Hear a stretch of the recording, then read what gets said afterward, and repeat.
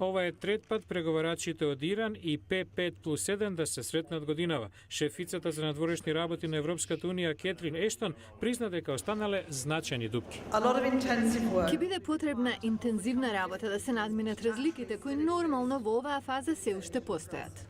Сите страни се надеваат дека сеопфатната спогодба ќе се потпише до рокот што сами си го поставија 20 јули. Иранскиот врховен лидер ајатолахот Али Каменеи инсистираше дека Иран нема да се откаже од својата програма за збогатување на ураниум, ниту пак ќе затвори некои од своите објекти. САД и Европската унија бараат ограничување на иранските напори за развивање поусовршена технологија за збогатувањето. Тие сакаат да го продолжат периодот потребен на Иран да направи нуклеарна бомба, што сега се проценува на 2 месеца. Говорејќи пред Конгресот во вторникот, американскиот државен секретар Џон Кери предупреди дека САД ќе одговорат доколку Иран појде по тој пат.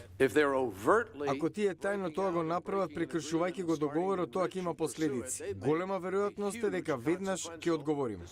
Во замена за намалување на нуклеарната програма, Иран бара симнување на санкции од Запад што и нанесуваат штета на нивната економија. Преговарачите се надеваат дека ќе продолжат да надоградуваат на тентативните спогодби кога повторно ќе се сретнат на 13 мај во Виена.